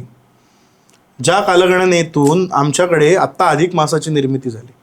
मला सांग, कोपर्निकस आणि गॅलिलिओ यांच्या आधी आमच्याकडे जन्मतिथीच साजरी, आमच्याकडे ज्ञानेश्वरांची जन्मतिथी आहे, आमच्याकडे तुकारामाची, आपण तुकाराम बीज साजरा करतो, आपण ज्ञानेश्वरांची जन्मतिथी साजरी करतो, त्याच्या आधी आपण श्रीकृष्णाची जन्मतिथी साजरी करतो. तेव्हा कुठे होते कोपर्निकस आणि गॅलिलिओ? तेव्हा कुठे होती जानेवारी, फेब्रुवारी, मार्च, एप्रिल, मे, जून, जुलै, ऑगस्ट? त्याच्या आधी आम्ही रामाची जन्मती, त्याच्या आधी आम्ही नृसिंह, मग परशुराम, या सगळ्या अवतारांच्या जयंती आम्ही साजऱ्या करतो. याचा अर्थ आमच्याकडे आमची एक कालगणनेची सिस्टीम आहे जी हे सगळे याच्या आधीची आहे. सूर्य अधिष्ठिली प्राची आणि जगा राणीव दे प्रकाशाची, हे ज्ञानेश्वरांनी 12व्या शतकात सांगितलं. तेव्हा कोपर्निकस आणि गॅलिलिओ पृथ्वी कोणाभोवती फिरते आणि काय फिरते हे सांगायला नव्हते. तर हजारो वर्षांपूर्वी जंगलांमध्ये आणि हिमालयात बसणाऱ्या आमच्या साधूंनी आकाशाची निरीक्षणं केली आणि अख्ख्या कालगणना अस्तित्वात आणल्या, संशोधन पद्धती विकसित आणली. मला मान्य आहे की आपण म्हणतो की राईट बंधूंनी वगैरे विमानाचा शोध लावला असेल, पण 7,000 वर्षांपूर्वीच्या रामायणामध्ये विमान हा ज्याला आम्ही आमच्या नाटकाच्या भाषेत जर्म म्हणतो, कन्सेप्ट इंट्रोड्यूस करणं, ती वाल्मिकींनी केली आहे. तुमचा विश्वास बसो अथवा न बसो, विमान ही संकल्पना आमच्याकडे रामायणात आहे, तिचा आम्ही विचारच करत नाही. आम्ही कधी असा शोधच घेत नाही ना. आमच्या प्राचीन, मला सांग, युनिव्हर्सिटीज ही कन्सेप्ट आम्हाला वाटतं ब्रिटिशांनी आम्हाला दिली. अरे नालंदा आणि तक्षशिला 10,000 विद्यार्थी आणि 2,000 शिक्षक. इसवी सनानंतर सुरुवात झाल्यानंतर 400 वर्षांनी आमच्याकडे होते, ज्याच्यात चीन, अफगाणिस्तान, मध्य आशिया हे आजचे देश आहेत ना, या देशांमधनं लोक शिकायला यायचे. याचा अर्थ युनिव्हर्सिटी कन्सेप्ट देणार भारत आहे. सो पुढे जाऊन भारताचं काय होईल ह्याची आम्हाला चिंताच नाही, कारण ह्या सगळ्याच ह्यांची जन्मदात्री आम्ही आहोत. तुझ्या शाळेत आज आपल्याला 8 विषय शिकवले जातात, मॅक्झिमम 10. वैदिक शिक्षणाचा विचार केलास तर त्या वैदिक शिक्षणामध्ये 20 विषय शिकवले जातात. म्हणजे आमचं अकॅडमिक्स इतकं स्ट्रॉंग होतं की 8 वर्षाचं मूल एकदा गुरूंकडे शिकायला गेलं की ते 20 विषय शिकून परत यायचं. त्यात मग त्याला कुदळ नांगर चालवायलाही यायचं, त्यात त्याला रस्ता बांधायलाही यायचा आणि त्यात त्याला वेदांचं शिक्षणही मिळायचं. तर ही एक आदर्श शिक्षण पद्धती आमच्याकडे होती आणि ते आमच्याकडे आहे. ते कोणी किती येऊन काही करू, आमचं जाणार नाही आहे. त्यामुळे 20-25 वर्ष आपण हे फक्त आठवत राहिलं पाहिजे, आपण पुढं मांडत राहिलं पाहिजे. पण ताट वाढून ठेवायचं, जेवायचं की नाही ते ठरवतील. रोज वाढलेलं ताट दिसल्यानंतर कधीतरी वाटेल ना यार चाखून बघूया आज काहीतरी आहे. आमचं काम ताट वाढून ठेवणं आहे. कधीतरी त्या पदार्थाचा सुगंध जाईल आणि कधीतरी वाटेल की अरे मग ती गोडी वाढे. मग एकदा चाखलं की चव कळते आणि चव कळली की गोडी वाढते. तसं आहे. मी माझं काम ते समजतो की मी ताट वाढून ठेवतो मुलांपुढे. तरुण पिढीला मी सांगत असतो, पटो अथवा न पटो ते त्यांचे विषय आहेत, पण ताट वाढणारीच माणसं जर नाहीशी झाली तर मग काय उपयोग नाही. त्यामुळे आपण ते ताट वाढत राहिलं पाहिजे, तर कुठेतरी पुढे बदल घडते. तुझ्यासारखीच अनेक मंडळी असतील की ज्यांना ते ताट वाढायचंय पण त्यांना वाट सापडत नाहीये, तर त्यांना गायडन्स कुठून मिळेल? गायडन्स असा मिळत नसतो. मी खरं सांगू का, आता हल्ली उलट आपण सुरुवातच ज्या विषयावरनं केली की इतकी समाज माध्यम आहेत, आपण शोध घ्यायला हवा. आपण कुठेतरी ना ज्या माणसानी पडदा बंद करून ठेवलाय आणि तो गादीवरती झोपलाय, पडदा बंद केलेल्या माणसाला कसं बरं कळेल बाहेर सूर्योदय झालाय की नाही? सूर्योदय झाले की नाही हे कळायला कुठेतरी पडदा उघडायला लागेल, जागेवरून उठायला लागेल आणि मग डोळे किलकिले करून बाहेर बघायला लागेल आणि मग कळेल ना की सूर्योदय झालाय. आम्ही सगळं असं आम्हाला आयतं हातात नाही मिळणार ना. ताट वाढून ठेवल्याचं आता मी म्हणालो, पण जेवायचं स्वतःला आहे. हाताने जेवणं हे आपलंच, आपल्याला भरवायला माणसं नाही आहेत का आपल्याकडे. त्यामुळे थोडंसं शोध घ्यायला लागेल, जिज्ञासा वाढवायला लागेल. आणि मुळात सुरुवात ही आहे ना की ही जबाबदारी, एक आपल्याकडे गोष्ट फार दुर्मिळ होत चाललेली आहे ज्यामुळे हे घडत नाही. मी तुला सांगतो ते काय आहे की हल्ली आपल्याकडे पूर्वी ना की मला माझ्या अँसेस्टर्सकडून हे मिळालं, माझ्या पूर्वजांनी मला काय दिलं. आजची पिढी आहे, एक पिढी जेव्हा दुसऱ्या पिढीला काय देते तेव्हा आज आपण काय तोलतो की मला वडिलांचा हा फ्लॅट मिळाला, इतके पैसे मिळाले, अमुक दागिने मिळाले, एवढं सोनं ठेवलंय त्यामुळे काळजी नाही. पण अरे वैचारिक वारसा जो आहे ना तो वैचारिक वारसा पुढच्या पिढीला देणं आम्ही विसरलेलो आहोत. त्यामुळे हा प्रश्नच का पडतो की ह्या प्रश्नाचं उत्तरच ते की आम्ही खूप भौतिक गोष्टींमध्ये गुंतलो की हा फ्लॅट त्याचा तर तो माझा, हे एवढे दागिने त्याचा तर ते माझे. पण बापाचा वैचारिक वारसा, आईचा वैचारिक वारसा काय आहे तो मी किती जपतोय हे आम्हाला माहिती नाही. तसा आमच्या राष्ट्राचा वैचारिक वारसा पुढच्या पिढीपर्यंत नेणं आमचं काम आहे. ते आम्ही जर केलं ना तर हे प्रश्नच पडणार नाहीत. ते आमचं काम आहे आणि ते आम्ही केलं पाहिजे, तो वारसा जपायला पाहिजे. म्हणून मी म्हणालो की आमच्याबद्दल आम्हाला माहिती नाही हा आमचा सगळ्यात मोठा दोष आहे. हा दोष ज्याला कळतो तो माणूस तो पडदा उघडतो, मग त्याला तो सूर्यप्रकाश अनावर होतो आणि एकदा सूर्यप्रकाश अनावर झाला, स्वतःचं अज्ञान स्वतःला कळलं ना की मग आपण डोळे झाकतो आणि गॉगल लावतो. मग ते डोळे झाकायसाठी पुस्तकं सगळं काम आहे ते. तर ते आपण गोळी केव्हा घेतो जेव्हा आपल्याला कणकण जाणवते. आम्हाला कणकणच जाणवत नाही. आमच्या अज्ञानाची कणकण आम्हाला जेव्हा जाणवेल ना तेव्हा मग आम्ही ज्ञानाची गोळी घेऊ, असं आहे ते. दादा मगाशी तू उल्लेख केलास की हनुमान चालीसा जेलमध्ये लिहिली गेली, ते नक्की काय किस्सा आहे? अगं फार मस्त किस्सा आहे तो. म्हणजे आपल्याकडे रामचरित मानस तुलसीदासांनी लिहिलं आणि तुलसीदासांनी रामचरित मानस लिहिल्यानंतर त्याचा फार गवगवा झाला की किती छान आहे आणि कौतुक झालं. आणि अकबरांनी त्यांना बोलवून घेतलं आणि ते म्हणाले की काय तुम्ही फक्त रामाचंच कौतुक करणार आहात का, राम आदर्श राजा होता वगैरे म्हणून, तर तुम्ही काय रामाचंच कौतुक करणार आहात का. म्हणाले तुम्ही माझ्याबद्दल काहीतरी लिहा, माझं कौतुक करणार काहीतरी तुम्ही लिहा, असं ते म्हणाले. आणि तुलसीदास हसले. ते असं म्हणाले की काय तुम्ही म्हणालात मी लिहिलंय रामचरित मानस, छेव म्हणे मी कसलं लिहितोय, त्या रामाने माझ्याकडून लिहून घेतलंय, ते मी कोण आहे म्हणे लिहिणारा. म्हणजे बघ आपल्याकडची वृत्ती किती निस्पृह आहे की मी काही करत नाही. ते म्हणाले असं कसं, तुम्ही लिहिलंय, तुमचा गवगवा सगळीकडे होतो आणि तुम्ही नाही म्हणता, असं नाही, तुम्हाला लिहायला लागेल म्हणे माझ्याबद्दल. म्हणे अहो मी नाही लिहू शकणार तुमच्याबद्दल, ते त्यांनी करवून घेतलं म्हणून झालं. आणि त्या तुलसीदासांना तुरुंगात टाकलं ना. तुम्ही लिहित कसे नाही, तुम्ही लिहा. तुरुंगात टाकलं त्यांना. आणि तुरुंगात टाकल्यानंतर त्यांनी तिथे हनुमंताची उपासना सुरू केली. आता रामाचा सगळ्यात जवळचा भक्त आणि सगळ्यात श्रेष्ठ भक्त म्हणजे हनुमंत. त्यांनी हनुमंताची उपासना सुरू केली आणि हनुमंताची उपासना केल्यानंतर साधारणतः 100 दिवस काहीतरी ते कैदेमध्ये होते. आणि ते कैदेत असताना त्यांनी तिथे त्या हनुमंताची उपासना करत करत जे लेखन केलं ते लेखन म्हणजे ही आपण आत्ता जी हनुमान चालीसा म्हणतो ती आहे. आणि गंमत मी तुला अशी सांगतो, अशी आख्यायिका आहे. असं सांगितलं जातं की ते लेखन पूर्ण झालं आणि ते लेखन पूर्ण झाल्यानंतर त्याच्या दरबारात त्या सगळ्या वानरांनी हैदोस घातला. त्या कारागृहाच्या आणि दरबाराच्या परिसरात वानर येऊन बसायला लागले आणि ते वानरांची इतकी संख्या वाढायला लागली की शेवटी अकबराला असं वाटलं की आता करायचं काय, आणि मग मुक्तता करायला लागली तुलसीदासांची. त्यामुळं मला म्हणजे माझ्या आगामी पुस्तकांपैकी एक पुस्तक आहे की कारागृहाच्या कहाण्या. आमच्याकडे कारागृह ही गोष्ट फार भयानक वगैरे अशी म्हणून आज आपण दूर टाकतो, पण गंमत बघ, ही जशी हनुमान चालीसाची गोष्ट आहे तसंच आमच्याकडे बाळ गंगाधर टिळकांनी गीतारहस्य तुरुंगात लिहिलं. आणि त्यांच्याकडे अनेकांना हे माहिती नाही म्हणून सांगतो, टिळकांनी गीतारहस्य लिहिलं तेव्हा त्यांच्याकडे पेन नव्हतं. पेन्सिलीनी साधारणतः आज 500 पानांचं गीतारहस्य आहे. पेन्सिलीनी टिळकांनी गीतारहस्य लिहिलेलं आहे. आणि त्याच्याही पुढं गेल्यानंतर सावरकरांचं तर माहिती आहे, त्यांना काही म्हणजे नव्हतंच, घायपात्याचे काटे आणि अणकुचीदार दगडांनी त्यांनी ते लिहिलं.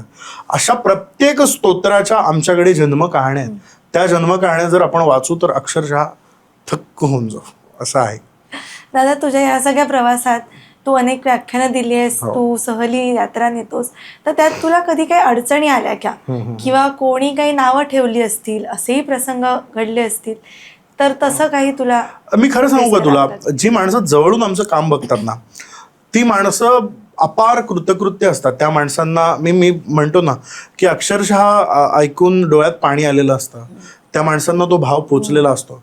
पण हल्ली ही जी जमात आहे आपल्याकडे, ट्रोलर्स ही जमात जी एका विशिष्ट अंतरावरती असते, आणि ती अंतरावरती असलेली जी जमात आहे ना, त्या जमातीला फक्त ट्रोल करायचं असतं. त्यामुळे असे ट्रोलर्स आहेत. तू आमच्या सोशल मीडिया हँडल्सवरती जाशील तर खूप वाईट पद्धतीनं बोललं जातं, टीका केली जाते. पण मग तू बघत असशील हे सुद्धा की मी कुणालाही उत्तर द्यायच्या भानगडीत पडत नाही. कारण माझा ऐकणारा जो क्लास आहे तो किती छान पद्धतीने आहे. मी गमतीनं असं म्हणतो की जर, आणि हे ट्रोलर्स हल्ली पैसे देऊन वगैरे पण विकत घेतले जातात बरं का. मग इतरांच्या पोस्टला तुम्ही कमेंट केली तर जर समजा 50 पैसे कमेंट भाव असेल तर मी म्हणेन माझ्या पोस्टला ₹1 भाव मिळाला पाहिजे. आपण मार्केटमध्ये असे पाहिजे की बाबा अरे यार हा उत्तरच देत नाही आपल्याकडं, म्हणजे ट्रोलिंगकडे लक्ष दे. मी लक्ष देत नाही त्याच्याकडे. पण खूप ट्रोलिंग होतं. अनेकदा मला माझ्या घरची मंडळी सगळी म्हणतात तर हे काय लिहिलं तुझ्याबद्दल. म्हटलं अरे असं लिहिलंय का. मी म्हणजे इतका अनभिज्ञ असतो. पण हे होतं, हे एकदा ॲक्सेप्ट केलं ना की मग त्याचा त्रास होत नाही. हे ॲक्सेप्ट करावं लागतं.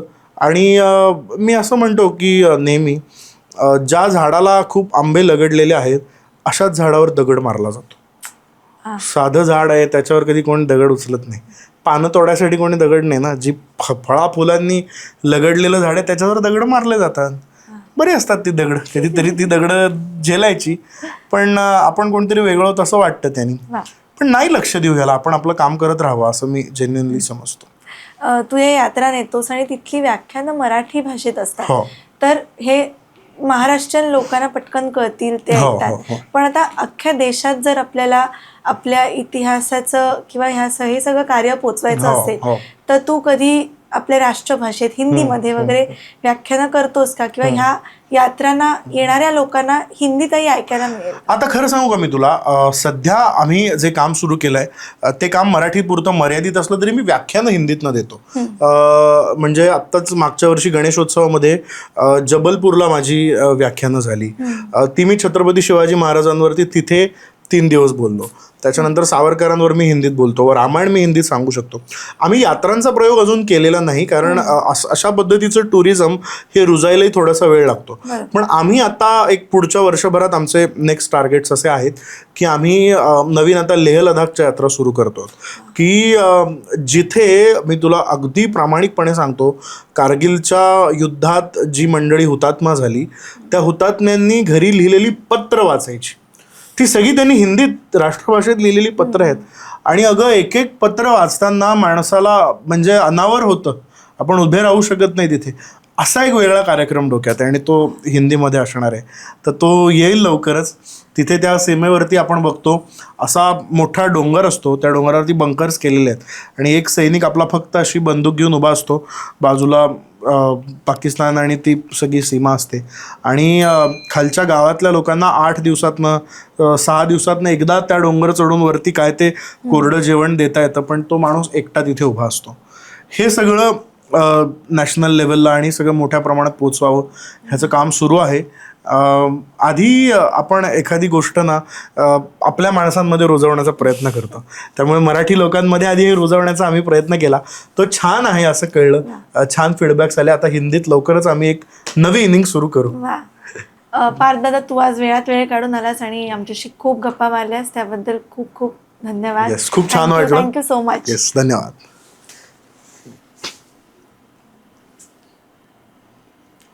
व्रजांग या ब्रँड तर्फे एक छोटीशी भेट. यात शुद्ध गाईच्या तुपापासून बनवलेल्या सगळ्या वस्तू आहेत. क्या बात आहे, क्या बात आहे. नाव खूप छान आहे. मेघना दलाल, डॉक्टर मेघना दलाल यांचा या ब्रँड आहे. खूपच छान, खूपच छान. येस.